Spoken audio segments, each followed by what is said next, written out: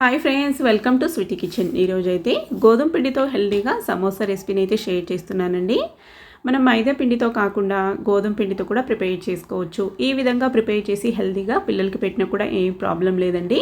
Recipe నచ్చినట్లయితే ఒక చిన్న లైక్ చేయండి. మీరు చేసే లైక్స్ వల్ల నాకు నెక్స్ట్ వీడియోస్ చేయడానికి కొద్దిగా మోటివేషన్గా ఉంటుంది. ముందుగా పావు కప్పు అటుకులు తీసుకొని నేనైతే 2 సార్లు బాగా కడిగేసుకొని అందులోకి కొత్తిమీర తురుము, సన్నగా చాప్ చేసుకున్న ఉల్లిపాయ ముక్కలు, ధనియాల పొడి, గరం మసాలా, పసుపు, సాల్టు, రెడ్ చిల్లీ పౌడరు, అలాగే కొద్దిగా అల్లం వెల్లుల్లి పేస్ట్ వేసుకొని మొత్తం ఒకసారి బాగా మిక్స్ చేసుకోవాలి. ఇది వచ్చేసి స్టఫింగ్ అండి. నేను ఇక్కడ దీన్ని ఫ్రై చేయట్లేదు, అటుకుల స్టఫ్ అయితే చేస్తున్నాను. గోధుమ పిండి ఇప్పుడు మిక్స్ చేసుకోవడానికి ఒక బౌల్ తీసుకొని ఇందులోకి 2 కప్పుల గోధుమ పిండి అయితే తీసుకుంటున్నాను. ఇందులోకి పించ్ ఆఫ్ సాల్ట్ వేసుకొని ఒక టీ స్పూన్ అంత ఆయిల్ కానీ నెయ్యి కానీ వేసుకొని ఒకసారి మొత్తం బాగా మిక్స్ చేసుకోవాలి. కొన్ని నీళ్ళు వేసుకుంటూ పిండిని అయితే ఈ విధంగా కలుపుకోవాలండి. చపాతీ పిండిలాగా మరీ మెత్తగా కాకుండా కొద్దిగా హార్డ్గా కలుపుకోవాలి. ఇప్పుడు ఇంకొక చిన్న బౌల్ తీసుకొని ఒక టీ స్పూను మైదా పిండి తీసుకొని కొన్ని నీళ్ళు వేసుకొని పిండిని అయితే ఈ విధంగా మిక్స్ చేసుకోవాలి, మనకి అంటించుకోవడానికి అన్నట్టు. దీన్ని ఇప్పుడు పక్కన పెట్టేసుకుందాం.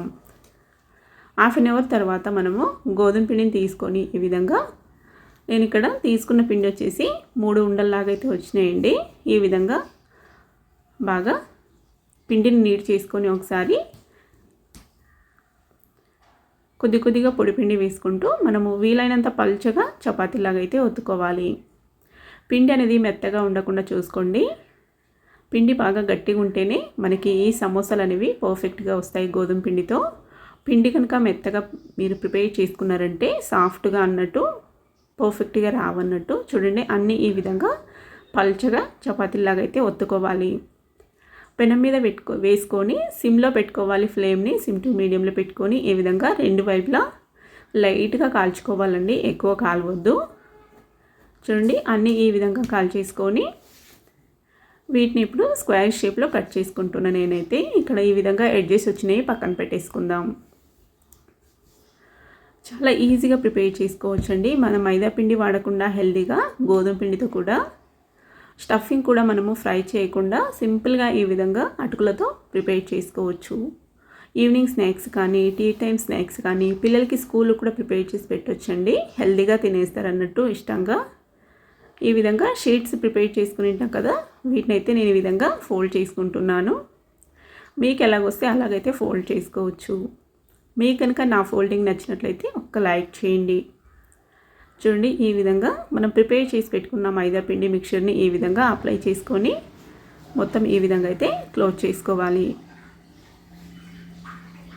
నేనైతే అన్ని సమోసాలని ఇదే విధంగా క్లోజ్ చేసుకున్నానండి. చూడండి, చాలా ఈజీనండి. ఇంతే సమోసాలు మనము ఫోల్డ్ చేసుకోవడం కూడా. అన్నీ ఈ విధంగా ప్రిపేర్ చేసుకొని ఇప్పుడు పొయ్యి మీద డీప్ ఫ్రైకి ఆయిల్ అయితే వేసేసుకుందాం. ఆయిల్ హీట్ అయిన తర్వాత ఈ విధంగా, నేను ఇక్కడ ఆయిల్ తక్కువ క్వాంటిటీలో తీసుకున్నా కాబట్టి ఒక్కొక్కటిగా వేసుకుంటూ ఈ విధంగా మంచి కలర్ చేంజ్ అయ్యేంత వరకు ఫ్లేమ్ని సిమ్ టు మీడియంలో పెట్టుకొని కేసి ఈ విధంగా ఎర్రగా కాల్చుకున్నామంటే రెడీ అయిపోతాయి. మనం ఎక్స్ట్రా పార్ట్స్ని కట్ చేసాం కదా, అవైతే నేను పిల్లలకి ఈ విధంగా చేసి ఇచ్చానండి. కట్ చేసి చిన్న ముక్కల్లాగా ఫ్రై చేసి ఇస్తున్నాను.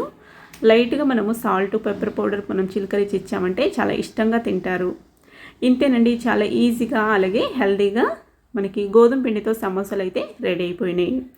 రెసిపీ నచ్చినట్లయితే తప్పకుండా ఒక లైక్ చేసి మీరు కూడా ట్రై చేసి మీ ఫీడ్బ్యాక్ని నాతో షేర్ చేసుకోవడం మాత్రం మర్చిపోకండి.